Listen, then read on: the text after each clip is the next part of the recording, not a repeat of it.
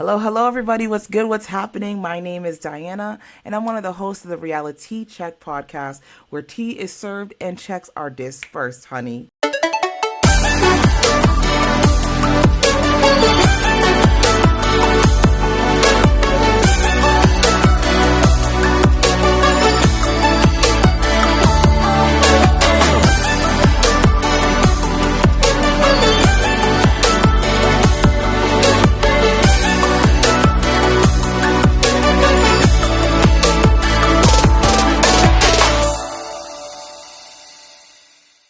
So today we're going to be talking about Real Housewives of New Jersey and the newest episode that came out, y'all, this past Sunday.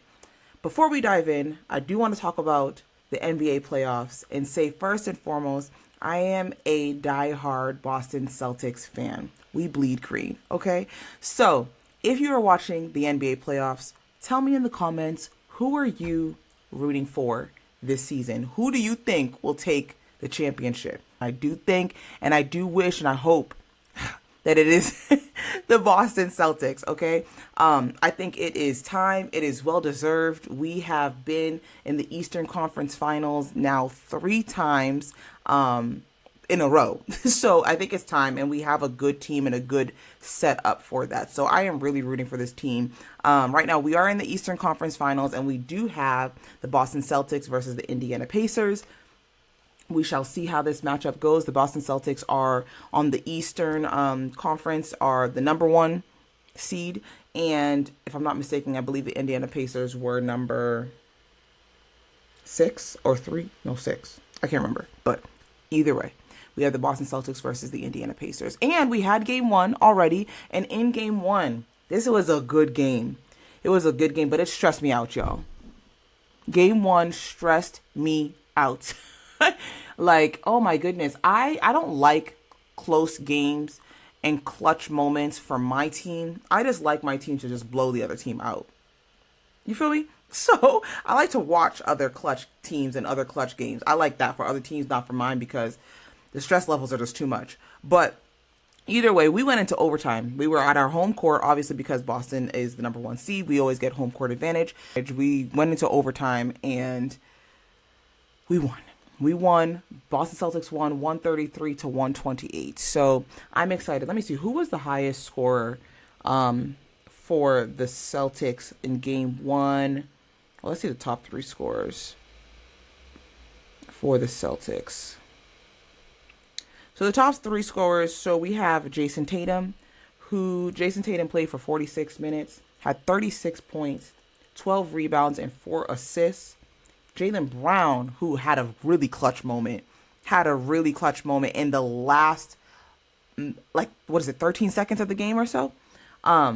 He had a really, we needed that 3 and JB got us. But either way, Jaylen Brown had 26 points, 7 rebounds, and 5 assists. Al Horford had 15 points, 6 rebounds, and 1 assist. We had Jrue Holiday that had 28 points. Jrue Holiday balled out. 28 points, 7 rebounds, and 8 assists. And then Derek White, who had 15 points, 6 rebounds, and 9 assists. So that's the starting 5 for the Boston Celtics. So I'm really rooting for them. Game 2 should be Thursday. Whenever I think this is going to be released on a Thursday. So Thursday, May 23rd, we shall watch game 2. So again, go Celtics. Real Housewives of New Jersey, y'all. Okay, so the recent episode started off with Jennifer and Melissa Gorga, Jennifer Aiden and Melissa Gorga, talking about their relationship to Dolores and Margaret, and their husbands were there. So when I was watching them and watching them talking about each other's relationship, I just kept thinking to myself, why can't these 2 women be friends? Like, they have both done stuff to each other. They have both done messed up things to each other. At this point, like, they're equal. Apologize to each other, move on, and just try to be a friendship. Honestly, like, for me, similar to Wendy and Robin on Real Housewives of Potomac, there's no reason why these 2 women can't be friends, in my humble opinion. Now, I understand that really terrible things have been done. They have done really terrible things to each other.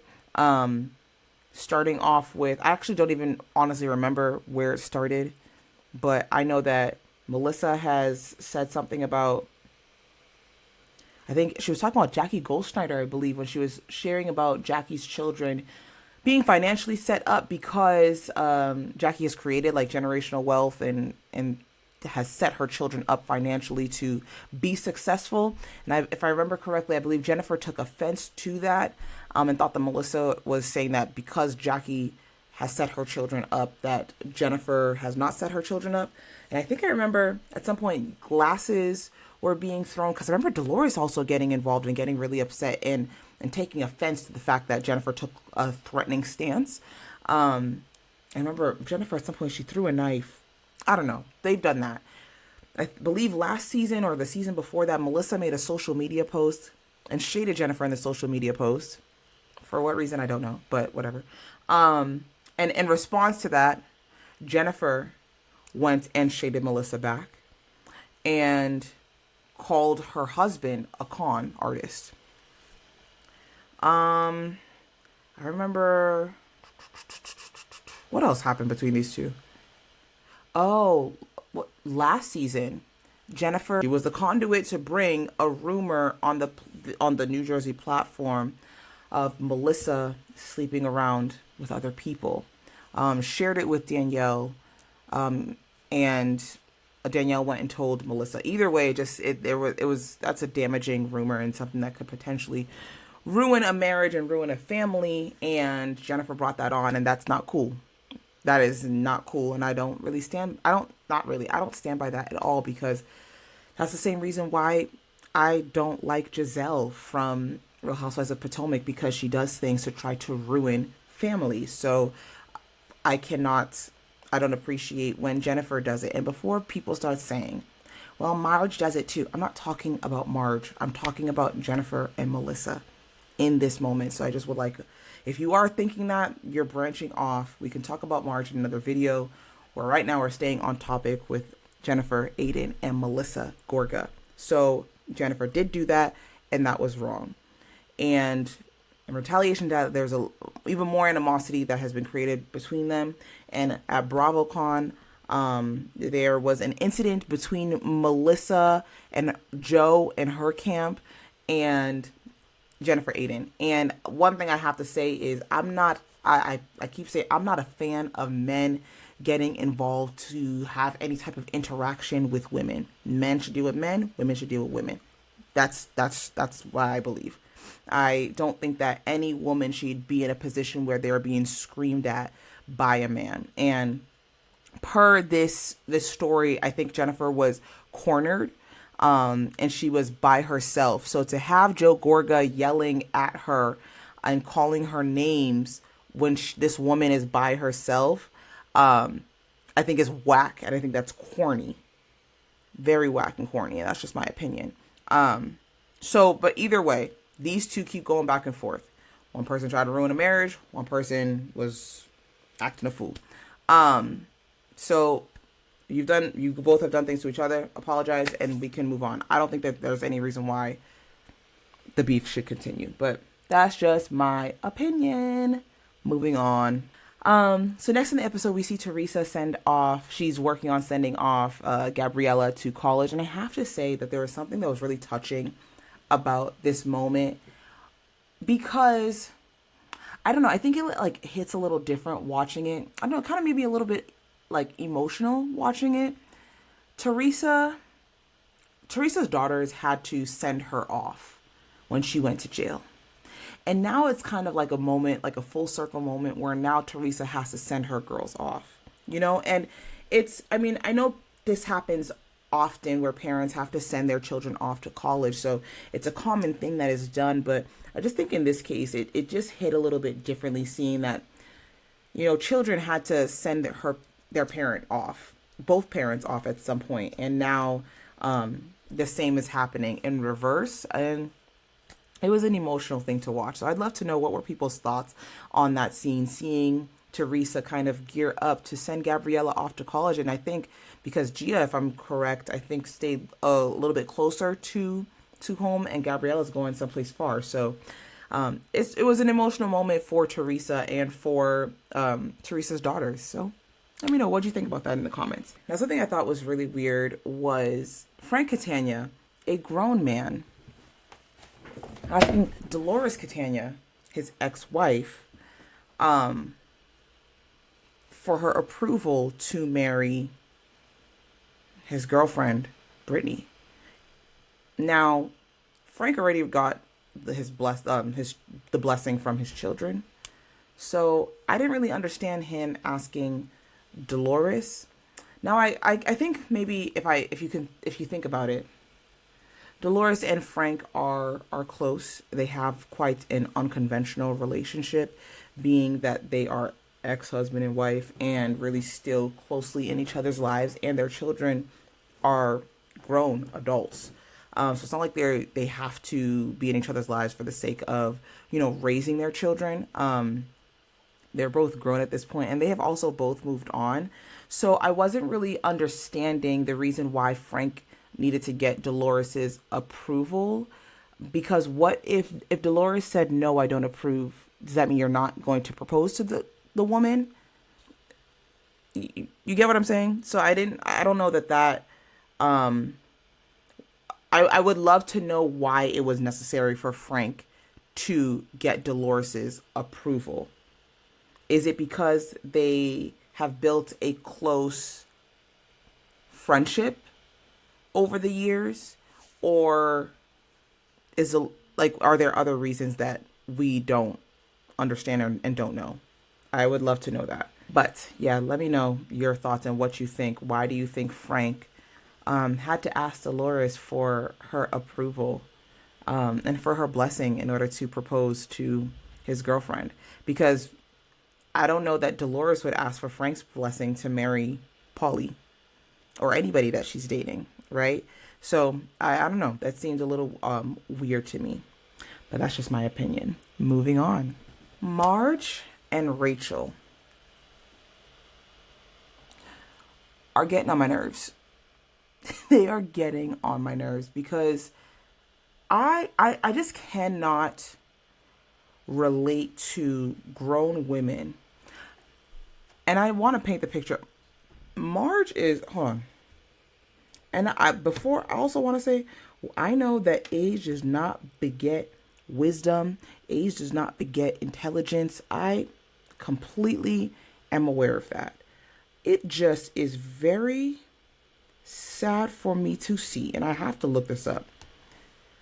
Yeah, it is very sad for me to see a 57-year-old woman trying to determine who can be friends with whom. Like, that is wild to me. I don't understand that. That's just not something that I can resonate with.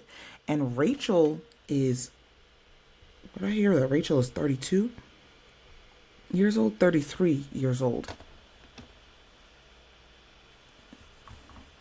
Yeah. I'm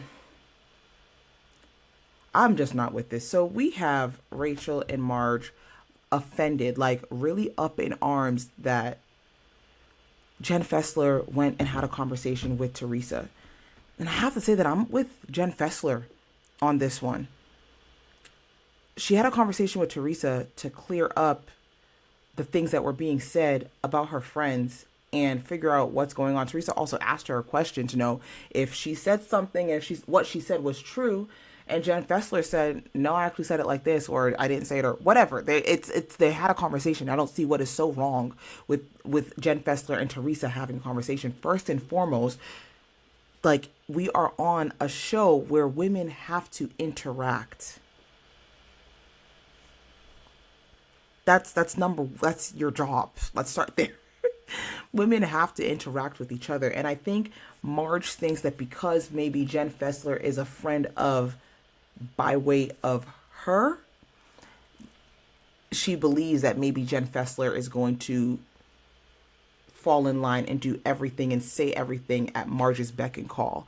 And Marge has to realize that she cannot control, like, life is not a game of chess. You cannot control every single little piece and every movement that everybody makes. You cannot do that. You can't.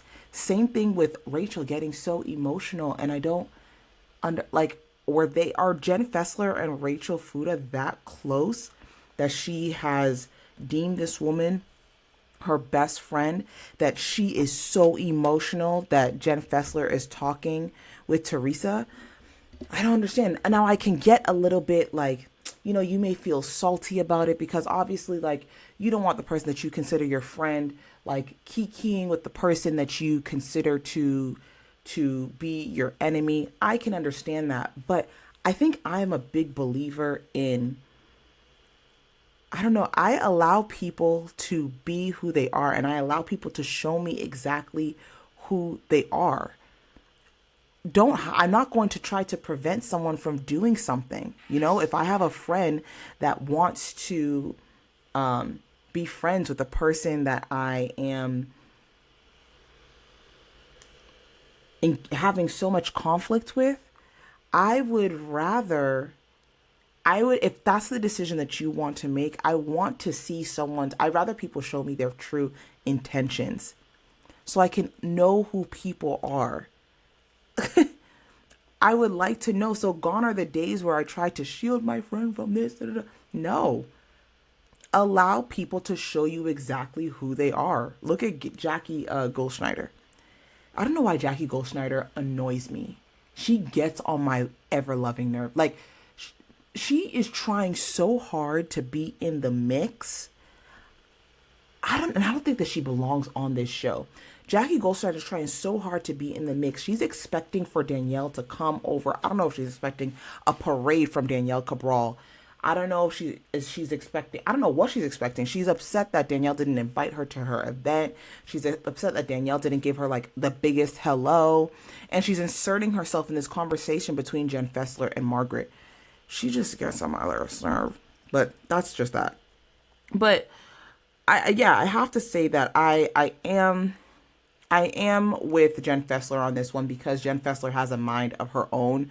Jen Fessler is not going to change her stripes and accommodate or modify herself for anybody and anybody else's standards. She's operating by her own standards and doing things by her own volition, and that's what a woman is to me. That's what everybody expects for people to understand that they are going to do things that work for them. So why in turn people are expecting Jen Fessler to operate differently, I don't really understand that. I think my favorite line, and Jen Fessler ate down with this one. She said, "I got you, but I'm not going to be you." I had to write that down because I thought that was a word. That was a word if I ever heard one before. Let me tell you, I got you, but I'm not going to be you.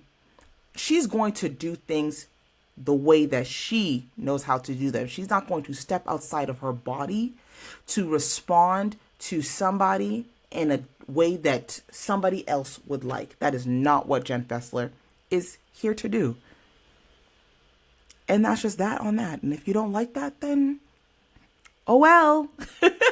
Oh well. But if I'm standing in Marge's or Rachel's position and I see this and I don't like this, then the way that I would handle it, I'm not going to tell you don't be friends with her. I'm not going to tell you don't talk to her. But what I will do is observe your actions. And a good example of this is Portia and Marlo.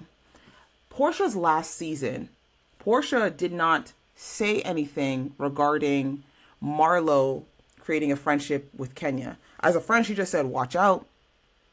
Just watch your back. Watch out. It was Marlo that started to behave differently. Okay? Marlo started to behave differently in the friendship with Portia and was trying to find every reason that she could to say Portia's treating her differently, blah, blah, blah. But what it was Marlo was convicted. She felt guilty that she was doing something that she knew in her heart of hearts was not true, was not genuine. She knew, right? So it's a friend like that Portia observed. She observed that friendship. She observed the way that Marlo was now trying to maneuver through the friend group. And from there, she took her piece and said, thank you. That's it. And that's all you have to do. It doesn't have to be this big dramatic don't talk to her. Da, da, da. Do whatever your true heart tells you to do. And then from there, I will make my decision as to whether or not this is still a friendship that I would like to pursue or not. That's just that. But anyways, those are just my humble opinions. So let me know your thoughts in the comments. What did you think about this past episode of Real Housewives of New Jersey? I also binge watched, my goodness, y'all, The Ultimatum South Africa. They ate down. I binge watched that show. Now, my co-host told me to watch it, and I was like, no, I don't have the time. But I was then doing my hair, and I had the time. So I binge watched it, and they ate down. Now, there's something about Africans. I know what the something is. The something is that I'm also African. But there's something about African that just, we agree. And there's this, I just love it. I just love watching my people. I love it. So yeah. So The Ultimatum South Africa, I have caught up on. Bridgerton, I caught up on. Yes. Let me know what reality shows you're watching. Let me know your thoughts on Real Housewives of New Jersey. And please, please, please recommend shows that you would like us to watch. Now, I believe next week, Mare and I will be back together for an episode. We shall see. But either way, thank you so much for listening. Hope you like, share, and subscribe. I'm going to go ahead and put our handle for TikTok and Instagram down below. We are on TikTok and Instagram. We are at realiTEACheckpodcast. On Twitter, we are at realiTEACheck_P. And please also follow us, like, share, and subscribe on Apple Podcasts, Spotify, Google Podcasts, and YouTube. Thank you so much for listening, my friends. Hope you have a blessed day. Bye.